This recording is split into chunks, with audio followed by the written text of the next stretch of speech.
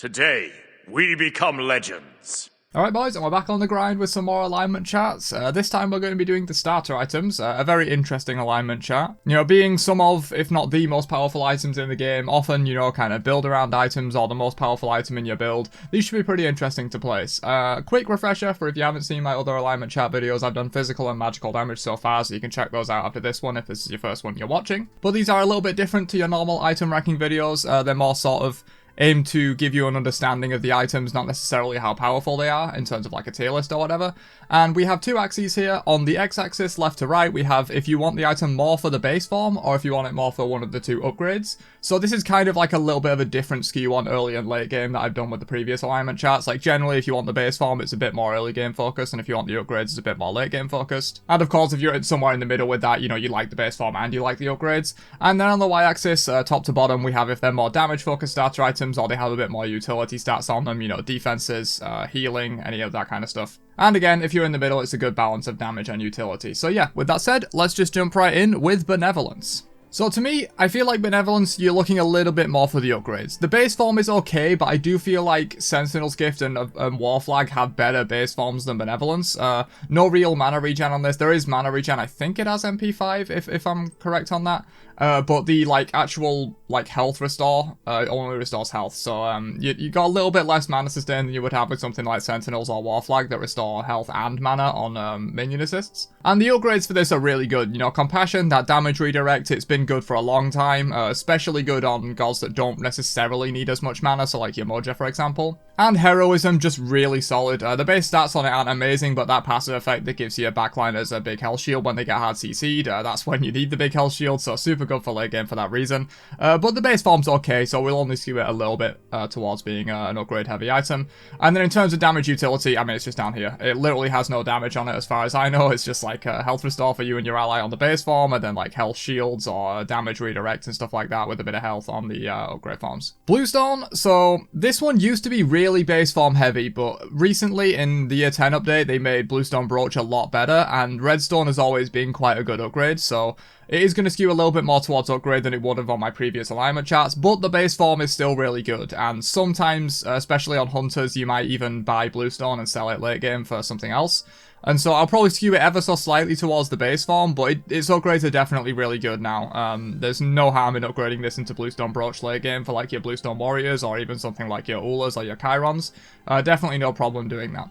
And then in terms of damage and utility for Bluestone, it's mostly damage. It does have a little bit of utility in that you can get extra protections from the Redstone upgrade.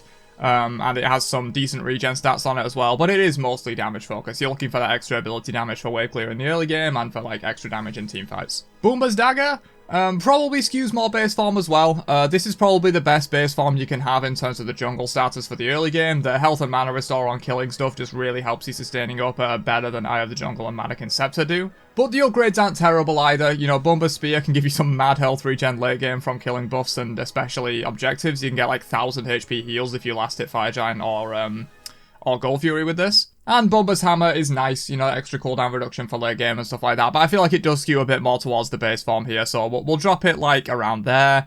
And then in terms of damage utility, it's more utility than Bluestone for sure. It's mostly a damage-focused item, but it does have a decent amount of healing for you in the early game and mana restoration, and then late game, Bumba's Spear has some decent utility as well.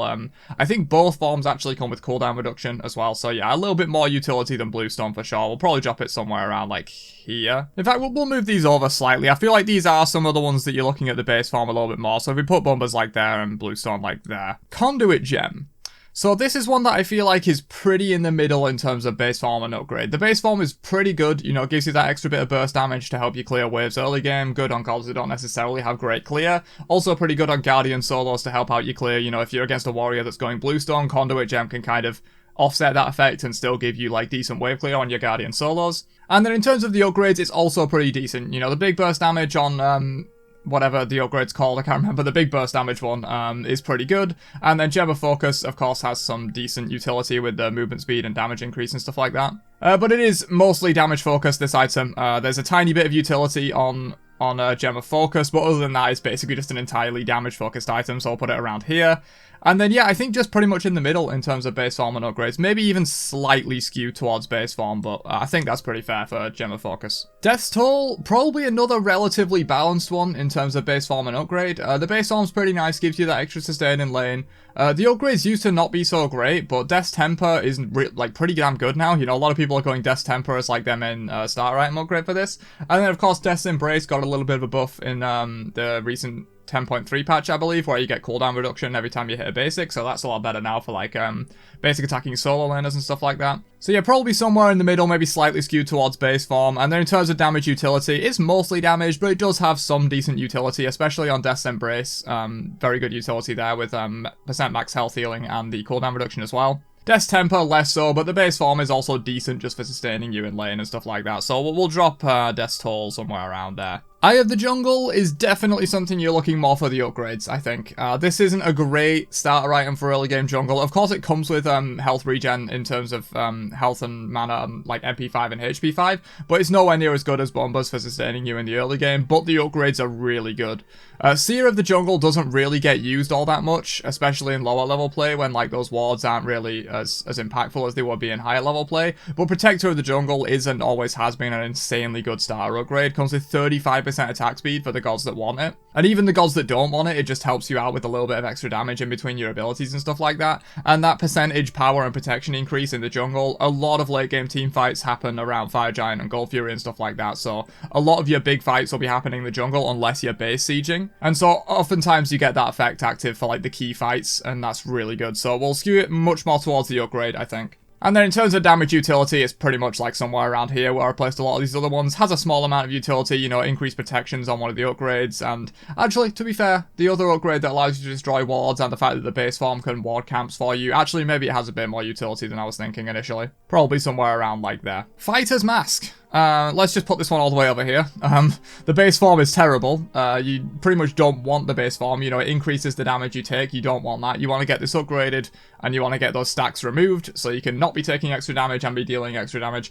The base form, it's just not worth the trade-off, really, of, like, dealing some extra to take some extra. Usually isn't something you want to see. You're basically building this entirely for the upgrade. It's not a great item. It's more of a meme, but it can be funny. But you're definitely looking for the upgrades on both the masks. And then damage utility, yeah, it's just up here, right? It's just top right of the chart, I think. Literally, this thing does damage, but it makes you take more damage. It has negative utility, so if anything, it should be placed off the top of the chart, if anything. So, well, yeah, I think top right is absolutely fair for Fighter's Mask. I think I got one of the upgrades. I think this is Ornate Arrow. This is representing Gilded Arrow. I think I selected the wrong image when I was importing these files.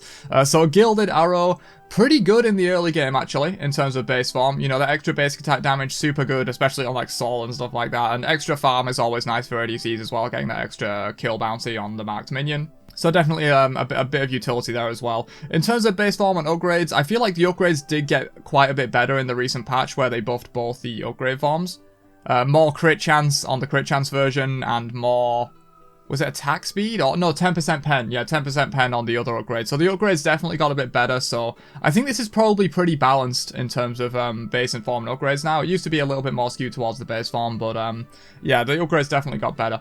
And then in terms of damage utility, it's mostly damage focused, but again, it does have some utility in like you getting the extra gold and stuff like that, especially on the base form. So probably around the same amount of utility as Death's Toll, I would say, but maybe like slightly less, because like the Death's Toll upgrades, especially Death's Embrace, have like a little bit more utility there. And the final Hunter starter, we have Leather Cowl.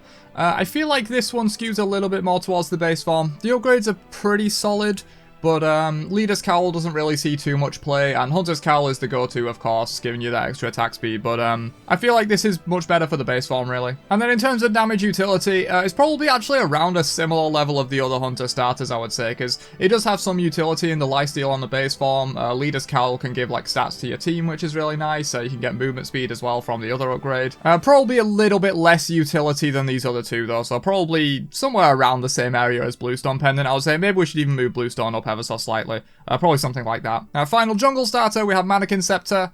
This one's a little bit weird. Doesn't really see play, mostly because there's not many junglers can really utilize it that well, and a lot of the junglers that do want like basic attack effects just go Eye of the Jungle because like Protector of the Jungle's so good. Manikin Hidden Blade is like really good, and often if you're going to be building this item, it's because you want the Manikin Hidden Blade. The other upgrade is okay, I suppose, but I feel like it's a difficult one to place because it doesn't really see that much play. Like, the base form isn't great, to be fair, but especially since they nerfed it with all the basic attack warriors that were going on, like, end of last season, the base form isn't as good. And so I'll probably skew it a bit more towards the upgrades just because of the base form nerfs and Manikin Hidden Blade being really good.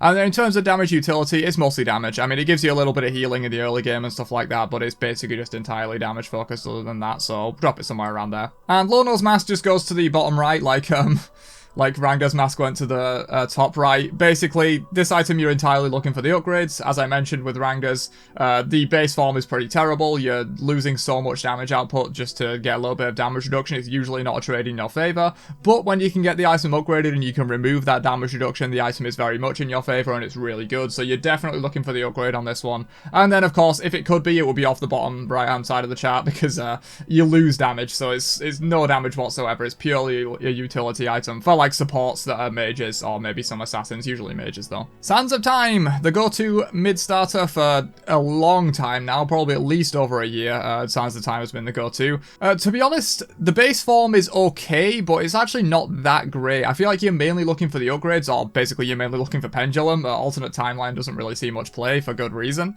But the base form isn't terrible. You get that extra true damage on minions, you get 10% CDR early in the game, which is kind of nice as well. So it probably only skews a little bit towards upgrades, to be honest. And then in terms of damage utility, I think it's only slightly skewed towards damage, to be honest. Obviously, it does give you really good damage, but the main upgrade people go, Pendulum, has 20% CDR, good mana regeneration as well. Obviously, it does give you extra damage based on your missing mana and stuff, which is really nice. And then if you are considering alternate timeline, really not built, to be honest, but we should consider it for this because I'm not really considering the power level of the items necessarily, just what they do. And a lot of utility on that, you know, good defensive stats, and that Resurrect can be potentially really good. Sentinel's Gift. Just a really good, fundamentally, like, balanced support starter, I feel like. The base form and the upgrades are both really good. I might skew it ever so slightly towards base form because it is one of the better base form support starters. And then in terms of damage utility, it's of course all the way down here. No damage on this item, it's purely utility stats, you know, giving you backliners protections. Massive healing on the other version of the upgraded starter, and of course pretty good for the early game with just general sustain and stuff like that, and extra gold. Tainted Steel, I feel like you're mostly looking for the upgrades on Tainted Steel. It can be okay in like the laning phase of solo to get like anti-heal if you're going to be against something with severe healing, you know, maybe your Aphrodite solos or your Hell solos, or just generally like high sustain solos, you might want to pick this up against them. But the upgrades are like super good. I think now that a lot of other anti-heal items have been nerfed, but these ones didn't really get hit, they're definitely the best anti-heal items in the game now. I think Tainted Breastplate still gives 50%, which is really good considering a lot of other anti-heal items got nerfed. And so yeah, we'll skew it a bit towards upgrades. And then in terms of damage and utility, it is mostly utility based. There's a tiny bit of power stats on them, I think, but other than that, it's basically just defensive stats and that big powerful anti-heal effect. So yeah, pretty heavily utility based. Maybe not quite as much as the support starters because they are just entirely utility, and there's a tiny bit of damage on this. Vampiric Shroud. Doesn't really see too much play, maybe occasionally on like Guardian solos, but a lot of the time you just want to go gem of focus anyway to keep up with wave clear and stuff like that, and for mids you generally have better options. In terms of base form and upgrades, I think this one's pretty balanced as well. Probably skews slightly towards upgrades.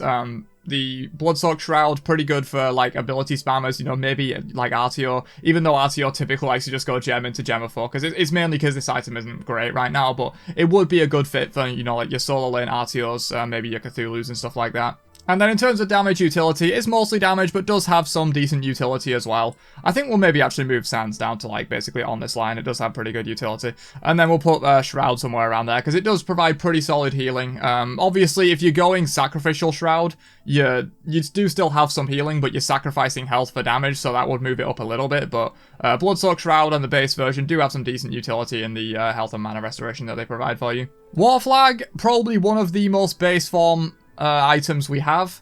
really good base form in terms of being aggressive in the learning phase. I think it can provide up to 20% attack speed to your ADC and to you, I think, as well. It has a similar effect to Sentinels in terms of it gives health and mana back on minion assists, which is really nice as well for the early game. The upgrades are okay. Spartan Flag's pretty trash because often with those effects that like deploy something, you see this as well with Brawler's Beatstick's new effect. It often ends up deploying and then the fight just kind of moves around too much and you're kind of out of that effect, and it's hard to keep your team and you in that like area and keep the fight in that area, so you kind of lose a lot of the value of that. But the other upgrade for War Flag, which is basically just an amped up version of the base form, is like decent. But yeah, you're mostly looking for the base form on this one. And then this is probably the only support starter that won't be entirely at the bottom. It's obviously still very utility focused, but it can give some pretty solid attack speed, which is really nice for damage. Sigil of the Old Guard. I feel like with Sigil, you're mostly looking for the upgrades. Despite the nerf to the big damage mitigation upgrade on this, it's still really you're looking for the upgrades on it. And actually, the burst damage Sigil is like pretty underrated in my opinion. It does like, I think 500-600 physical damage after like being hit by 4 abilities, which can be really good. So I think you're definitely more so looking for the upgrades on Sigil. And then in terms of damage utility, it's relatively balanced, actually. Probably pretty fitting for a warrior solo item, I suppose. But yeah, obviously one of the upgrades does big AoE burst damage, which is really nice. And then the other upgrade is the more utility-focused one that gives you like damage reduction and healing on ability hits and stuff like that. Generally tanky stats, but does have a little bit of power as well. I suppose we'll skew it maybe slightly towards utility, but definitely some damage on this one as well, especially when you consider the big burst damage upgrade. And finally, Warrior's Axe. So, Animosity Axe kind of sucks, and you don't really want to build it that much. And then the Sundering Axe, it did get buffed recently, but it's still nerfed down from where it was before. And so I feel like it is one of the best, probably the best base form of the solo lane starters. Bluestone is arguable because Bluestone gives you a lot of value in terms of wave clear, but this one's just really good for like efficient trading, healing up in lane, dealing extra damage on your hits and stuff like that. So I feel like it does skew towards base form.